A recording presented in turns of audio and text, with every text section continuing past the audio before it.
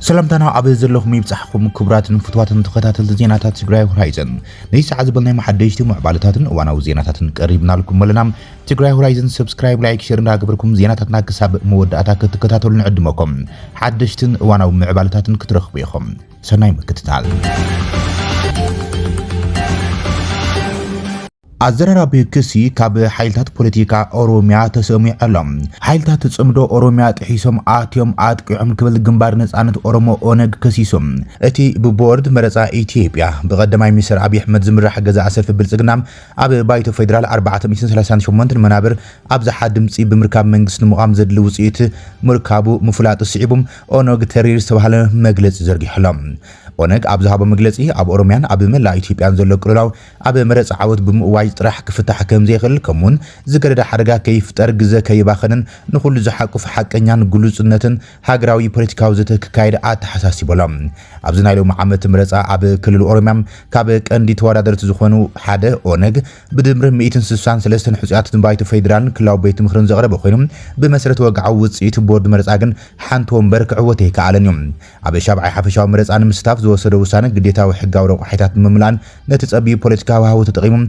علامات مدكلاتنا بهزبن ممصح كم زغنم اتودب عب زرغح مجلس صبرهم عب زمداي عوت سرح كم سرحن بوسانو كم زي تعاسو دما غليصلام توساخي عب كيد مرصان زفطرو زي سرعነት بزملكتنا بفصام اكال مرصا حقاو طرعان زغربن تخون اتي بورد نتي طرعانات بزدل عمقوت ميزان فتحاونتن مرميرو يزبل امنت كم زي نبره غليصوم اتسلفين عب تعوات غزا سلفي عب زغرب صاوعيت عب تهاجر زلو بزحات شنخات زلو قللاوات بمرصان مقوصارو منبر بايتون طرايو كفتح زخل زبل غوغي اريام كرمو اتحساسيبم منغسي نت زيد لموفار وتهدراون صتاون حيلታት بوص دو كبلن نهزب اورومو مرغغعا كرغاغصن تهلوي حزباو قرياتات بفتحيم حقن عرقن مفتاح حقنيا بوليتيكاو دليتن توفاينتن بمرአይ كون كم زلو صويعم زيتا اسيرو اونك بزي غب مسرح عبيت مع اسرتي تدانغيروم زصنحو اسرات بوليتيكا بقلطف كفتحم بتريط على بقريبلهم بخال وغن مع ازرار بكسي اونك بزعبا كنتات صتا سمين اوروميا زلو كبيت سكفتا بمغلاص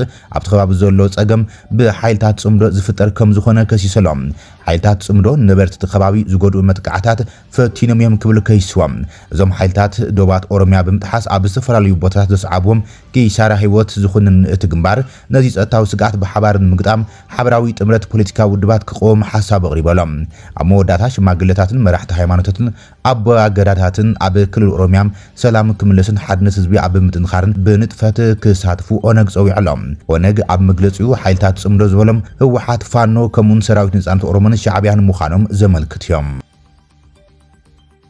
مقله عبي غاشا كتقبليا بامباسادر امريكا ابي اثيوبيا روين ماسينغا سمرح دبلوماسياو لوخ امريكا مقله كاتو عبي تصبيت تغيرلم كفل غدايات وصا امريكا قدم حيدت معالتي اب لعلي اتوم اخرتي زبلو مرحت وحات ناي فيزا اغرا كم زعوج زفلط يوم ازي مغشا دما اب مونغو منغست بلصغنا كمون هو حاتن زلو طري اب زخف درجه بصحو اب زلو اوانيم غعزو لوخ امريكا نا مقله مس مرحت وحات زغبر ركب بزحات تصبي زغبرلن ازرارابن كوين زلو خينم وعلي برويترا مفراسو زعوج مرح يغجله وحات كمون اب لعلي تحستاتهم بمنغس اثيوبيا سفصم متقعتا درون شعبهم تفطير زلو كبيد وطرن فلماي سغمتي واشنطن اب لعلي اخرت مرحت وحاتن اب استعوجلو بمخانيم امباسادر امريكا باثيوبيا ايفي ماسينغام بدغفت وحات ازيز صلان كساب قنصل الله زبلم حادغنيا وفرتات كم زكايدلم تنتاني بوليتيكا علولا سلومن لومغنا كم زارب زفلطيم ازي دما اتزكايد زلو ممصحلوخ امريكا اب قصال معبلاتات عبي ترغم زهلو كينم اب لعل مرحت وحات استعوج اغدا بيصفت وحات نصيغويم نحد اكل فرام سممعنت برويترا فليخام اغدام واج علتاو صلوا كلويو إلومونيرم ندردر مس منغست ኢትዮጵያ ቁርባት مخانم يم غليصو مرحت وحات اب زرغحو مغلصيم يخون بر هوحات عطواتنا بستفرالي كبابيታት ትግራይ بموفار متن سفي حيلاوي غفا مناسي وتهدراو عسكرنا يكايد بمهلام كاب حزب ትግራይ حيال تقامو زغاطمو زلو خوينم ازي دما اما ايتشحات منسيات ትግራይ عدم غديفم ابوشت حدت اوارحنا بستفرالي كفالات ኢትዮጵያ يهادمو كم زلو صبصبات يملختلم نسعبو هوحات كام مغلن اب ادي سباي غعزاز نبره 5 باسات كابراي حزبو مخني كعغتا بمغبار مناسي تفليوم ناب مصنح بوتا كداغون كم زتغبره صبصبات وصيم نيرم ህወሓት ካብ ውሽጣዊ ተቃውሞ ህዝቢ ብተወሳኺ ካብ ደገውን ዲፕሎማሲያዊ ትንፅርታት ዝበፅሖ ዘሎ ኮይኖም ቅድሚ ሰሙን ልኡኻት ሕብረት ኣፍሪቃ ናብ መቐለ ተጓዒዞም ምንቅስቓሳት ኩናት ኣጠንቂቖም እዮም ተባሂሎም እዮም። እዞም ጽባሕ ናብ መቐለ ክኸዱ ተዳልዮም ዘለዉ ልኡኻት ኣሜሪካ ድማ ብቐንዱ መራሕቲ ህወሓት ኣብ ትግራይ ሰላምን ምርግጋዕን ክህሉ እቲ ብዝተፈላለዩ ፖለቲካውን ፀጥታውን ሰብኣውን ቅልውላው ኣብ ከቢድ ሓደጋ ዘሎ ህዝቢ ትግራይ ሰላም ክህቦን ምስ መንግስቲ ኢትዮጵያ ዘሎም ፀገም ፖለቲካዊ ዘተ ብምክያድ ክፈትሕዎ ከጠንቅቖም እዩ ተባሂሉ ይግመት። መንግስቲ ኢትዮጵያ ብወገኑ ህወሓት ይገብሮ ብዘሎ ምንቅስቓስ ዳግም ግጭት ክውላዕ ይኽእል እዩ ዝብል ናይ ባዕሉ ክሲ የቕርብ እዩ ዘሎ። መንግስቲ ኢትዮጵያ ግን ኣብ ጉዳይ ትግራይ ዝኽተሎ ዘሎ ፖሊሲ ህወሓትን ህዝብን ዝተፈለየ ስጉምቲ ክኽተልን ንህዝቢ ትግራይ ብጅምላ ናብ ምቕፃዕ ካብ ምእታው ክጥንቀቕ ከም ዘሎም ብዙሓት ቅዱሳት ተጋሩ የጠንቅቑ እዮም ዘሎም። ኣሜሪካ 12 ቢልዮን ዶላር ዝተዓፀወ ገንዘብ ባንክ ንኢራን ክትለቅቕ ተሰማሚዓ። ኣሜሪካ ብስንኪ እገዳ ኣብ ባንክታት ተዓፅዩ ዝነበረ 12 ቢልዮን ዶላር ገንዘብ ኢራን ንክትለቅቕ ተሰማሚዓ ኣላ። ኢራን ብስንኪ እገዳ ኣሜሪካ ኣብ ዝተፈላለዩ ሃገራት ማለት እውን ኣብ ቻይና፣ ኢራቅ፣ ህንድን ኳታርን ካብ 100 ክሳብ 120 ቢልዮን ዶላር ዝግመት ገንዘብ ከይንቀሳቐስ ተዓጊታ ፀኒሓ። ኣሜሪካን ኢራን ኣብ ስዊዘርላንድ ኣብ ቋሚ ተኽሲ ዶም ንምባል ዝካየድ ዝነበረ ዝርብ ምስ ተዛዘመም ንዳግም ህንፀት ኢራን ዝኸውን ገንዘብ ክልቀቕ ከም ዝወሰና አልጀዚራ ጸብጺበሎም። አፈ ጉባኤ ፓርላማ ኢራን ዋና ተደራዳሪን መሐመድ ባጋር ጋሊቢፍ ኣብ ዝሃቡ መግለጺ ኣሜሪካ ኣብ ልዕሊ መሸጣ ነዳድን ፔትሮኬሚካልን ኢራን ዝነበራ እገዳ ክትልዕል ከም ዝሰማምዐት ገሊጾም። ፕሬዚደንት ኣሜሪካ ዶናልድ ትራምፕ እቲ ዝተዓጽወ ናይ ባንክ ሕሳብ ኢራን ፍርያት ሕርሻ ኣሜሪካ ንምዕዳግ ከም ዝውዕል ገሊጾም። እቲ ኣብ ስዊዘርላንድ ዝማእኸሉ ኒውክሌራዊ ትካላት ክምርምር ዝተጣየሸ ህጉራዊ ኤጀንሲ አቶሚክ ጸዓት ኣትዩ ናብ ኢራን ምርምራታት ከካይድ ክትፍቅድ ከም ዝሰማምዐት ተገሊጹ ዘሎ። ኣሜሪካን ኢራን ቋሚ ተኽሲ ዶም ምባል ኣብ ስምምዕነት ምብጽሐን እኳ እንተተገለጸም እስራኤል ኣብ ሊባኖስ እትገብሮ ዘላ ወተሃደራዊ ፍርግን ነቲ ስምምዕነት ከየዳኽሙ ተሰጊኡ ዘሎ። እስራኤልን ሂዝቦላን ቅድሚ ሒደት መዓልታት ተኽሲ ዶም ምባል ተሰማሚዖም እኳ እንትነብሩም እስራኤል ግን በሃንደበታዊ መጥቃዕቲ ሂዝቦላ ሕነት ከም ዝፈደትያ ትገልጽ። ቀዳማይ ሚኒስትር እስራኤል ቤንጃሚን ኔታንያሁ እስራኤል ደቡባዊ ሊባኖስ ክትቆጻጸርን ሂዝቦላ ክትጥፍንያ ዝብል መግለጺኡ ኣሜሪካን ኢራን ዝኾነ ይኹን ሓሳብ ስምምዕነት ክነጽግ ክስዕብ ይኽእል እዩ ዝብሉ ስጋኣት ኣለዎም። ሰራዊት ሱዳን ኣብ ጥቃ ደቡብ ኢትዮጵያ መጥቃዕቲ ጀሚሩ ዕርዲ ዓምስተ ሓይልታት RSF ድማ ከም ዝሓዘ ተገሊጸሎም። ሰራዊት ሱዳን ዝሓለፈ ሰሉስ ኣብ ዞባዊ ሰሜናዊ ናይል ኣውራጃ ጌሳን ሰፊሕ ናይ ምጽራይ ስርሒታት ብምካድ ኣብ ጥቃ ደቡብ ኢትዮጵያ ዝርከብ ቁልፊ ዕርዲ ዓምስተ ከም ዝሓዘም ወተሃደራዊ ሰበስልጣናት ገሊጾም። እቲ ብብርጌድ ኣጋር ሰራዊት 4ይ ክፍሊ ሰራዊት 13 ዝተኻየደ ስርሒት ካብ እግራዊ ደቡብ 1 ኪሎ ሜትር ጥራይ ዝርከብ ኣብዱግላን ኣሻምቦን ሓሊፉ ዝዝርጋሕ ከባቢታት ዒላማ ዝገበረ እዩ።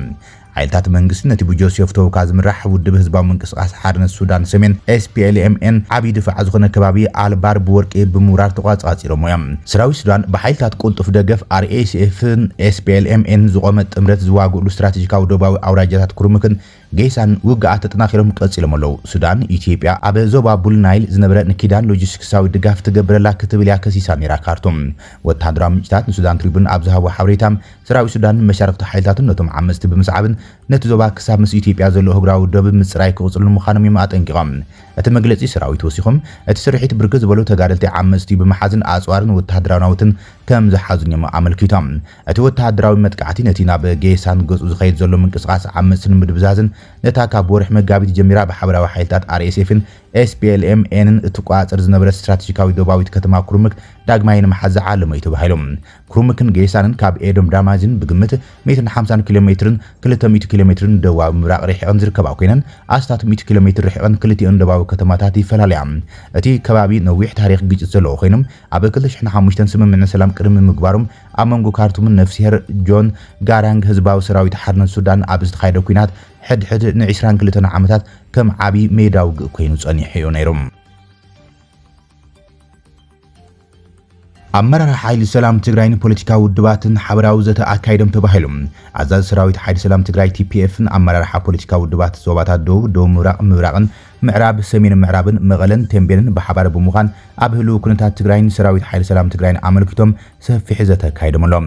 ኣብቲ መድረኽ መኽፈቲ ዝገበረ ዋና ኣዛዚ ሓይሊ ሰላም ትግራይ TPF ጀነራል ገብረ እግዚአብሔር በየነ ወድን ጥሩም ቃልሶም ህዝባውን ፍትሓውን ስርዓት ምትካል እምበር ናይ ኩራ ከም ዘይኮነ ገሊጾም ንሳቶም እንዳወረዱ ንሕና እንዳበርከትና እንዳበዛሕና ህዝቢ ትግራይ ካብ ጫፍ ናብ ጫፍ ኣነቓኒቕና ንሳቶም ዝግለልሉ ንሕና ድማ ህዝባዊ ተቐባልነት ዝረኸብናሉ ኩነታት ተፈጢሩ ዘሎ ክብል ገሊጾም። ጀነራል ገብረ እግዚአብሔር በየነ ኣብ መብርሂኦም እቲ ናይ ለውጢ ሓይሊ ሕዚ ዝሓሸ መማረፂ ኮይኑ ተቐባልነቱ ንዓዘ ይመጽእ ከም ዘሎ ኣስሚሩ ኣሎ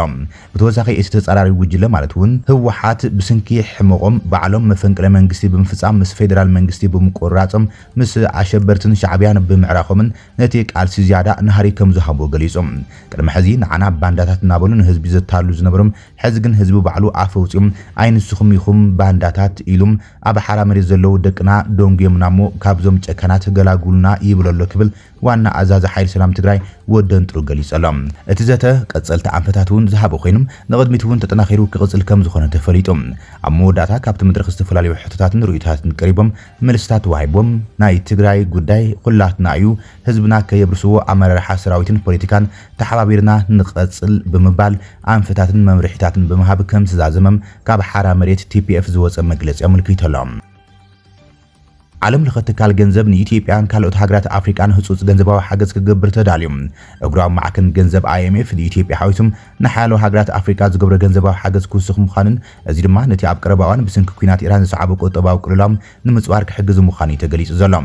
እቲ ትካል ደገፉ ብምውሳኽ እቲ ገንዘብ ብዝቐልጠፈ ክቐርብ እውን ተጽቢት ይግበር ኢትዮጵያ ጋምቢያ ቡርኪና ፋሶን ካብ ተጠቀምቲ ትመደብ ክኾና እንከሎም ማላዊ ድማ ሓዱሽ ናይ ፋይናንሳዊ ደገፍ ንምርካብ ምስ ትካል ቁልጡፍ ዝርብ ትገብር ከም ዘላ ወሃቢት ቃል እቲ ትካል ጁሊ ኮዛክ ገሊጻ በተወሳኺ ሳኦ ቶመን ፕሪንሲፐን ከም ኣካል ናይ ቲም $25 ሚልዮን ዝግመት ናይ ምትሕባር መደብ $6.1 ሚልዮን ክቕበሉ ከም ዝስማምዑ ኤጀንሲ ፍራንስ ፕሬስ ጸብጺቦም ዳይሬክተር ኣፍሪካ IMF ዛይን ዘይዳን ኣብ ዋሽንግተን ኣብ ዝሃበ መግለጺ ዞባ ኣፍሪካ ብስንኪ ኣብ ማእከላዊ ምብራቕ ዝካየድ ዘሎ ግጭት ከቢድ ቡድሆ የጋጥሞ ከም ዘሎ ገሊጾም ዋላ ተኽሲዶም ባን ተበጽሐም በቲ ግጭት ዝተበታተነ ምህርቲ ጸዓትን ነዳድን ሃገራት ወሽመጥ ዓረብ ናብ ንቡር ክምለስ ካብ 6 ክሳብ 7 ኣዋርሕ ክወስድ ከም ዝኽእል ገሊጾም እቲ ምቁራጽ ቀረብ ነዳዲ ኣብ ሃገራት ኣፍሪካ ልዕሊ ዋጋ ነዳዲ መዳበርያን ከም ዝሰዓበ ዘመልከተ ጸብጻብ IMF ነዚ ጸገም ንምፍታሕ ህጹጽ መደባት የስፍሕ ከም ዘሎ ገሊጾም ብመሰረት እቲ ትካል ኣብ ዝሓለፈ ዓመታት ኣብ ኢትዮጵያ ሓዊሱም ኣብ ትሕቲ ሰሃራ ኣፍሪካ ዝተገብረ ቁጠባዊ ጽገናታት ነቲ ሕዚ ዘሎ ስንባደ ቀረብ ጸዓት ብዝበለጸ ክጻወሩ ሓጊዝዎም ይብል እንተኾነ ኣብ መወዳእታ ዝዓመት ዝያዳ ሃገራት ኣፍሪካ ፋይናንሳዊ ሓገዝ ክሓታ ከም ዝኽእል ኣይሓበን እዮም ጸላእትና ኩሉ ነገር ተበላሽዎም ኣሎ ክብል ጀነራል ዮሐንስ ወልደ ጊዮርጊስ ጆን መዲድ ገሊጾም ኣዛዝ ግንባር ደው ዕጡቃት ህወሓት ዝኾነ ጀነራል ዮሐንስ ወልደ ጊዮርጊስ ኣብ ሓደ ወተሃደራዊ ኣኼባ ተረኺቦም ምስ ዕጡቃቱ ኣብ ዝገብሮ ዘተም ምድላባት ኣብ ዝኹርዕ ደረጃ ከም ዘሎ ገሊጾም እቲ ጀነራል ጸላእትና ዝበሎም ሓይልታት ተበላሽዎም ከም ዘሎ ብጥቕልሉ ብምግላጽ ትምኒቶም ግን ኣብ ልዕሊ መቃብርና ዶብ ክብሉ እዩ ይብል ይኹን በር ሕዚ ዘለና ቁመና ኣብ ዝተፈለየ ብርኪ ዝርከብ ዝበለ ጆን መዲድ ኣብቲ መድረኽ ክዛረቦ ዘይደሊ ዓቕሚ ኣጥሪና ለና ክብል እዩ ንሰራዊቱ ተዛሪቡ እዚ ዓቢ ዕድል ኣለና ዝበሎ ድማ ጸላእትናም ዝበሎም ሓይልታት ከም ድሌቶም ክገብርሉ ዘይኽእሉ ኩነታት ኢና ፈጢርና ንርከብ ኢሎም ካብቲ ሰራዊት ዝለዓሉ ስጋኣታት ዝበሎም እንትዛረብ ድማ ስጋኣት ደጀን ኮይኖም ንሱ እቶም ዝምልከቶም መንግስታውያን ኣካላት ይሰርሕሉ ኣለዎ ክብል ይገሊጾም እቲ ዝተለዓለ ስጋኣት ደጀን ድማ ህወሓት ብስንኪ ምስ ህዝቢ ትግራይ ኣትይዎ ዘሎ ወጥርን ተቃውሞን ዝምልከት ክኸውን ከም ዝኽእል ይግመታሎም ትማሊ ኣሽሓት መላምል ደቁ ከፊሉን ክብሉን ህልውኑን ከውሕስ መሪቑ ዘጋደለ ህዝቢ ትግራይ ብጉጅላዊ ንሕንሕ ስልጣን መራሕቱም መስዋዕት ደቁ ተሓምሽም ክብሩ ተደፊሩ መሬቱን ግዛኣትን ተወሪሩም ንምንባር መሰረታዊ ዝኾኑ ነገራትን ተኸልኪሉ ሕዚ ድማ ደቁ ንዕላሙ ዘይፍለጥ መስዋዕቲ ከረክብ ህወሓት ጉድድ ጎስጓስን ግፋን እንተካይድ ይቃወሞን ይቡድህን ይዘሎም ከመገላለጻ ጀነራል ዮሐንስ ካብ ኣባላት ሰራዊቱ ዝተለዓሉ ስጋኣታት ደጀንን ህዝባዊ ቅቡልነትን ድማ ነዚ ዘመልክት ክኸውን ይኽእል እዩ ማለት እዩ ስለዚ ጸላእትና ከም ዘልኩም ብዙሕ ነገር ويحصل له بزح نجار كأعتقد ومي تبالا شيء ومي سألتنا كم تعانتوا استوحالي أما قابرنا خلو إنزدلي أما قابرنا خلو زي خلهم نجار كأبزح نجار تفتيرو يحجم زعو بزح نجار كزاروكم سلزي كل تجزين عوس سلزي كله عدلات اللونا خم تازلكم تعدلت راح نتقمل الله تعدل نتقمل الله